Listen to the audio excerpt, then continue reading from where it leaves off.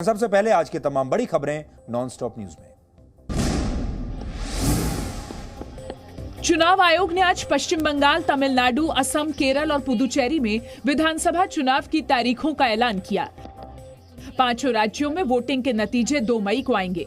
इसी के साथ इन राज्यों में आज से चुनाव आचार संहिता भी लागू हो गई। पश्चिम बंगाल में 294 सीट के लिए 8 चरणों में विधानसभा चुनाव संपन्न होंगे। 27 मार्च को पहले चरण में 30 सीट, 1 अप्रैल को दूसरे चरण में 30 सीट, 6 अप्रैल को तीसरे चरण में 31 सीट, 10 अप्रैल को चौथे चरण में 44 सीट, 17 अप्रैल को पांचवें चरण में 45 सीट, 22 अप्रैल को छठवें चरण में 43 सीट, 26 अप्रैल को सातवें चरण में 36 सीट और 29 अप्रैल को आठवें चरण में 35 सीट के लिए वोट डाले जाएंगे।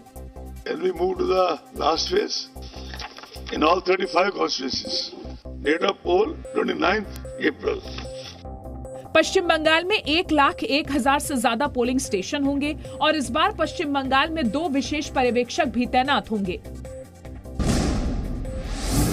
8 चरणों में पश्चिम बंगाल का चुनाव कराने पर मुख्यमंत्री ममता बनर्जी ने सवाल उठाए हैं। ममता बनर्जी ने चुनाव आयोग से पूछा कि तमिलनाडु और केरल में 1 चरण में ही वोटिंग, तो पश्चिम बंगाल में 8 चरणों में मतदान क्यों? इस फैसले से चुनाव आयोग किसे फायदा पहुंचाना चाहता है? ममता बनर्जी ने विशेष तौर पर दक्षिण 24 परगना की चर्चा की, जहां 3 चरणों में वोटिंग होगी। दक्षिण 24 परगना জেলায় যেহেতু আমাদের জোর বেশি, সেখানে 3 দিনে ইলেকশন করছে, মানে একটা জেলা 3 বারে। বুঝুন অবস্থা, এগুলো কি নরেন্দ্র মোদি আর অমিত শাহর কথায় হয়েছে?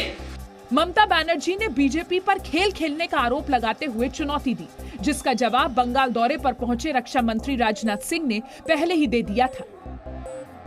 क्या ममता दीदी कह रही हैं बंगाल में खेला होवे, लेकिन ममता दीदी मैं कहना चाहता हूं खेला होवे निश्चय ही होवे।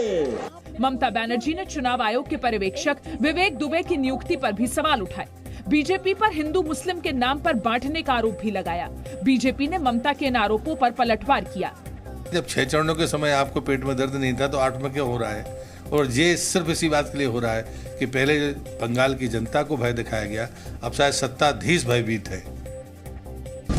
कोरोना महामारी को देखते हुए इस बार चुनाव आयोग ने बड़ी तैयारी की है। निर्वाचन अधिकारी के कार्यालय में नामांकन के वक्त सिर्फ 2 व्यक्ति मौजूद रहेंगे। नामांकन की ऑनलाइन सुविधा होगी। 80 वर्ष से अधिक उम्र के मतदाताओं को बूथ तक ले जाने का इंतजाम किया जाएगा। मतदान का समय 1 घंटे ज्यादा रखा गया है। हर बूथ पर पीने के पानी का इंतजाम होगा और हर बूथ पर सैनिटाइजर और मास्क की व्यवस्था होगी। I am glad to report to you that on the recommendations of the Commission, Health Ministry has already declared all our poll officials as frontline workers for vaccination. A separate SOP is there for the COVID-19 patients, suspects, quarantined for their voting. प्रत्याशी के चुनाव प्रचार को लेकर भी guidelines जारी की गई हैं। उम्मीदवार समेत घर घर प्रचार में सिर्फ 5 लोग रहेंगे। रोड शो में सिर्फ 5 गाड़ियों को अनुमति दी गई है। इसके अलावा सभी जगहों पर चुनाव प्रक्रिया की वेबकास्टिंग होगी। सीसीटीवी की निगरानी में वोटिंग कराई जाएगी।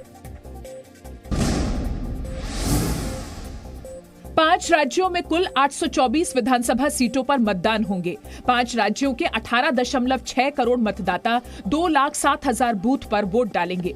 तमिलनाडु की 234 सीट के लिए 6 अप्रैल को मतदान होंगे। 6 अप्रैल को ही एक ही चरण में केरल की 140 सीट के लिए वोटिंग होगी और 6 अप्रैल को ही केंद्र शासित प्रदेश पुदुचेरी में भी मतदाता 30 सीट के लिए वोट डालेंगे। असम में 3 चरणों में चुनाव संपन्न होंगे। असम में 47 सीट के लिए पहले चरण का चुनाव 27 मार्च को होगा। दूसरे चरण के लिए 39 सीट पर वोटिंग 1 अप्रैल को होगी। तीसरा चरण 6 अप्रैल को होगा, जिसमें 40 सीट के लिए मतदाता वोट डालेंगे।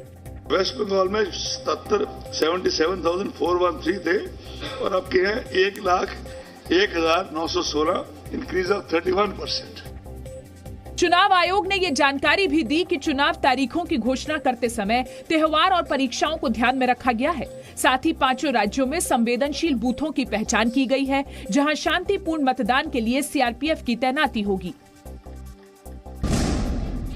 विधानसभा चुनाव के ऐलान और आचार संहिता लागू होने से ठीक पहले पश्चिम बंगाल की मुख्यमंत्री ममता बनर्जी ने अर्बन एम्प्लॉयमेंट स्कीम के तहत दिहाड़ी मजदूरों की मजदूरी बढ़ाने का ऐलान किया।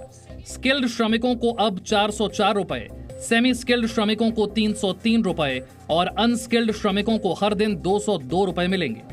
वहीं भ्रष्टाचार के मुद्दे पर रक्षा मंत्री राजनाथ सिंह ने दक्षिण दिनाजपुर में ममता बनर्जी को घेरा।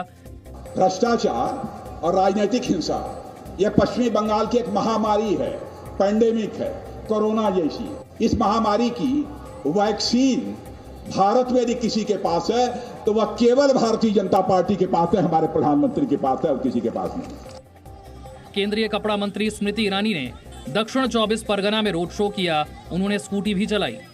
भारतीय जनता पार्टी ने संकल्प लिया है कि विकास के सुदृढ़ पथ पर भारतीय जनता पार्टी पश्चिम बंगाल को ले जाएगा। वहीं कोयला तस्करी मामले में प्रवर्तन निदेशालय और सीबीआई की छापेमारी जारी है। आज प्रवर्तन निदेशालय ने दक्षिण कोलकाता, आसनसोल और उसके नजदीक के इलाकों में कई जगह पर छापेमारी की।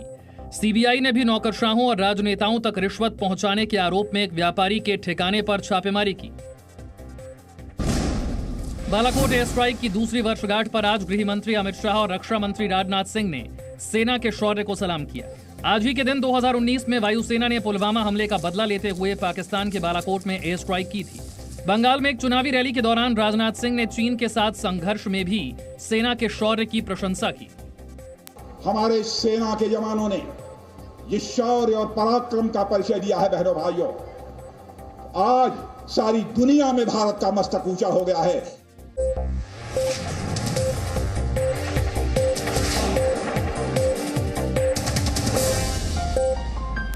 Presenting B News app, available on Google Play and App Store. Download it now.